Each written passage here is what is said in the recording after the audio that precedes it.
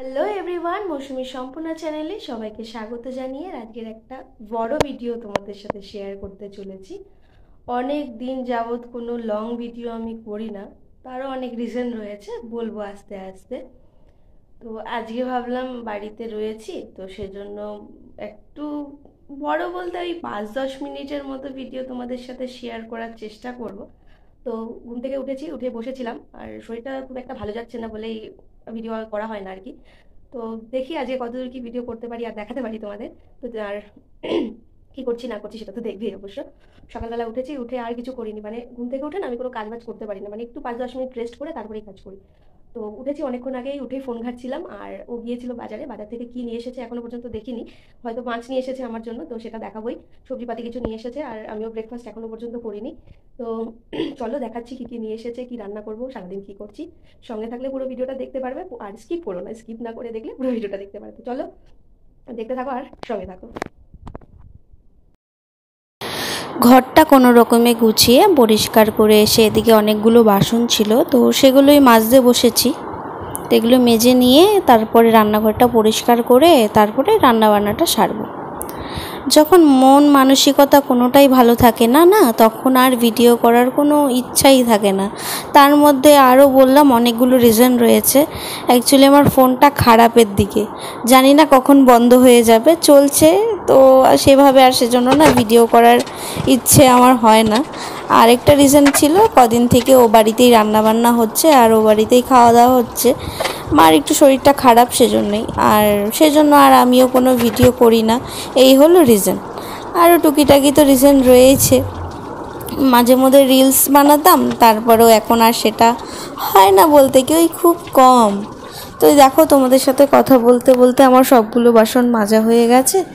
আর এই যে মাছ এনেছিল, শুধু আমি খাবো, আর আমার না ওই একবার দুবার খাওয়ার পরে না আর বেশি ভালো লাগে না। এই মাছটাই ওই ধীরে সুস্থে খাবো আর কি, মানে বারবার 3-4বার করে মাছের স্মেলটা খুব একটা ভালো লাগে না, খেতে ইচ্ছা করে কিন্তু খুব একটা ভালো লাগে না আর কি।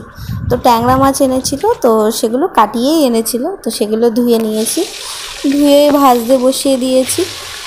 ওই 7টা মতো ট্যাংরা মাছ ছিল, খেয়েছি কিছুটা, আর একটু মতো রেখে দিয়েছিলাম। বললাম না খুব একটা ভালো লাগে না।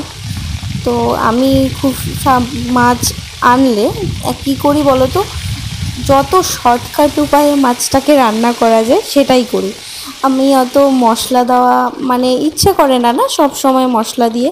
তো এই দেখো মশলাটা কষিয়ে নিচ্ছি, তো দেখতেই পাচ্ছ খুব সামান্য মশলা।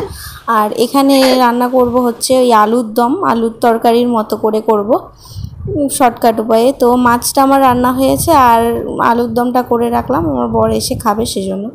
তো প্রচণ্ড খিদে পেয়ে গেছিলো। স্নান করে নিয়েছি, আজকে একটু বেলা করে স্নান করেছি। অনেক কাজ ছিল বলতে, রান্নাঘরটা অনেকদিন ধরে ঠিক পরিষ্কার করা হয় না, তো রান্নাঘরটা পরিষ্কার করেছি। গাদাখানে কাপড় কেচেছি, মতো কাপড় কেচেছি, এগুলো এখনও দেওয়া হয়নি কারণ বাইরের ওয়েদার তো ভালো না, মানে আজকে তো রোদ ওঠেনি, মেঘলা মেঘলা ওয়েদার, আর অনেকটা বেলাও হয়ে গেছে, তো সেজন্য আর মেলেনি, ওভাবেই থাক। দেখি রাত্রে রান্নাঘরে হয় ঠিক মেলে দেবো, নাহলে কালকে মেলে দেবো। তো খাওয়া দাওয়া এখনও হয়নি, ও স্নানে গিয়েছে, আমি একবার খেয়েছি, তো অতক্ষণ তো না খেয়ে থাকা যায় না। তারপরে ও স্নান থেকে এলে দুজনে মিলে একসাথে খাবো। আর কি, সারাদিনে আর সেরকম কোনো কাজ নেই, রাতে দেখি কিছু রুটি মুটি করতে হবে হয়তো। তো চলো সন্ধেবেলা ফিরে আসছি। ওই 8টা নাগাদ মনটা খুব চা খেতে ইচ্ছে করছিল, তো 1 কাপ কালো কাপে কালো চা করেছি। তারপরে রাত্রেবেলা করেছিলাম লুচি। বর বলছিল লুচি খাবে, ঠিক আছে, লুচি একবারে সব আটা মেখে এভাবেই আমি লুচিগুলো করি, যাতে তেল গরম হবে আর টপাটপ সেকেন্ডের মধ্যে ভাজা হয়ে যাবে। তো লুচিগুলো দেখবে কিরম খুলছে, তেলটা খুব গরম ছিল বলে, আর এক সাইডটা একটু বেশি ভাজা হয়ে গেছে। এই দেখো সব কটা লুচি আমার ফুলেছে, কিন্তু ময়দা আটা মিক্স করে করেছিলাম। তোমরা কে কে লুচি খেতে ভালোবাসো আমাকে কমেন্টে কিন্তু জানিও। তো আজকের ব্লগটা তোমাদের কেমন লাগলো, ব্লগ বলবো না, ওই 5-6 মিনিটের হয়তো ভিডিও হবে, হয়তো বা তারও কম। কেমন লাগলো ভিডিওটা অবশ্যই আমাকে কমেন্টে জানিও, আর চ্যানেলটা অবশ্যই সাবস্ক্রাইব করতে ভুলো না। তো চলো আজকের জন্য টাটা, সবাই সুস্থ থেকো, ভালো থেকো।